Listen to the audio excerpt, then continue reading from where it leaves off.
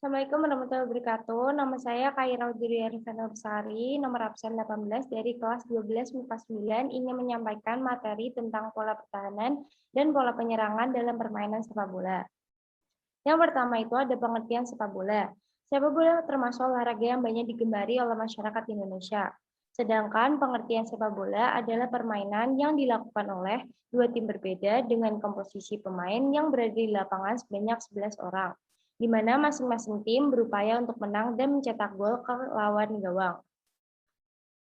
Kemudian itu pertama ada pola penyerangan dan pertahanan dalam sepak bola. Dalam permainan sepak bola terdapat kerjasama skill dan juga strategi yang matang. Faktor-faktor tersebut harus ada untuk memenangkan pertandingan sepak bola. Ada pula strategi formasi yang bagus untuk menunjang performa setiap pemain. Strategi tersebut merupakan pola penyerang dalam permainan sepak bola dan pola bertahan dalam permainan sepak bola. Nah, pertama itu ada pola penyerangan sepak bola. Pola penyerangan sepak bola merupakan strategi yang disusun untuk menyerang daerah lawan dan memasukkan bola ke gawang lawan agar tercipta sebuah poin atau angka. Pola penyerangan ini memiliki tujuan agar terjadi sebuah gol dalam jumlah yang banyak sehingga permainan sepak bola dapat dimenangkan. Kemudian ada jenis-jenis pola penyerangan dalam permainan sepak bola. Pertama itu ada pola gerakan tersusun, yaitu jenis pola penyerangan sepak bola yang disusun menurut posisi pemainnya. Setiap pemain memiliki posisinya masing-masing sehingga strategi ini dapat disebut free role play. Contohnya seperti ini, seorang pemain berada dalam posisi gelandang tengah, maka tugasnya berada di area tengah lapangan, sehingga ia tidak boleh meninggalkan tempatnya tersebut. Posisi tersebut misalnya sayap kanan, sayap kiri, back, dan lain-lain. Pola penyerangan sepak bola ini harus dilatih lebih matang. Pola yang harus diperhatikan meliputi tendangan penjuru, tendangan bebas, tendangan pertama, maupun lemparan ke dalam. Yang kedua ada pola untuk menghadapi pertahanan rapat. Ada banyak pola penyerangan dalam permainan sepak bola yang digunakan untuk menghadapi pertahanan rapat dari lawan. Untuk menghadapinya, kalian dapat mengoper bola panjang secara langsung agar lawan dapat keluar dari pertahanan yang mereka buat. Pola penyerangan sepak bola ini memang berguna untuk memancing lawan agar pertahanan mereka dapat ditembus. Pola ini memanfaatkan sayap kanan dan sayap kiri dalam mengacaukan pertahanan lawan. Yang ketiga ada pola mencari ruang kosong.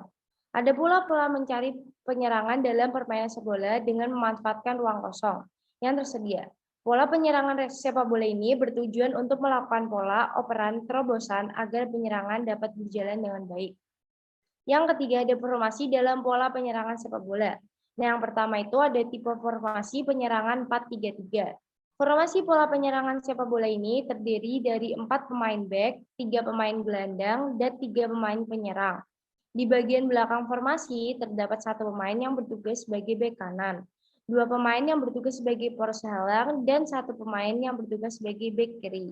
Formasi ini juga menempatkan gelandang kiri, gelandang kanan, dan gelandang tengah di bagian tengah lapangan. Selanjutnya, bagian depan formasi terdapat penyerang kiri dan juga penyerang kanan dan penyerang tengah.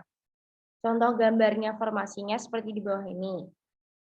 Yang kemudian ke tipe formasi kedua yaitu tipe formasi penyerangan 4-2-4. Formasi pola penyerangan sepak bola ini terdiri dari 4 pemain back, 2 pemain gelandang, dan 4 penyerang. Di bagian belakang formasi terdapat satu pemain yang bertugas sebagai back kanan, 2 pemain yang bertugas sebagai poros halang, dan satu pemain yang bertugas sebagai back kiri. Formasi ini juga menempatkan gelandang kiri dan gelandang kanan di bagian tengah lapangan. Selanjutnya, bagian depan formasi terdapat 2 pemain penyerang kiri luar dan 2 pemain penyerang kanan luar. Gambar contoh formasinya seperti di bawah ini. Kemudian ada pola pertahanan dalam permainan sepak bola. Dalam permainan sepak bola terdapat pola pertahanan yang harus Anda susun agar lawan tidak dapat merobos daerah sendiri. Pola pertahanan sepak bola merupakan sebuah strategi yang disusun secara matang agar daerah sendiri dapat terjaga dan tidak kebobolan lawan. Pola pertahanan dalam permainan sepak bola bertujuan untuk mempertahankan daerah agar tidak mudah diterobos lawan, menjaga agar gawang tidak kemasukan bola, dan untuk mengambil bola dari pemain lawan. Nah, kemudian ada jenis pola pertahanan dalam permainan sepak bola. Yang pertama itu ada jenis pola pertahanan man to man atau 1 lawan 1. Pemain lawan yang berada dalam daerah pertahanan harus dijaga dengan ketat. Apabila pemain lawan tersebut berada di luar daerah pertahanan, maka pemain penjaga tidak bertugas mengawal lawan tersebut.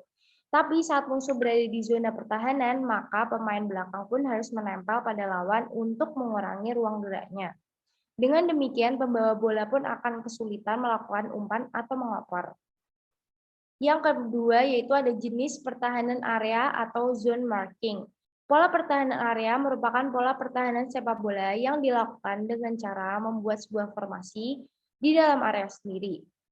Pola pertahanan ini menggunakan prinsip penunjang agar dapat mempertahankan area sendiri.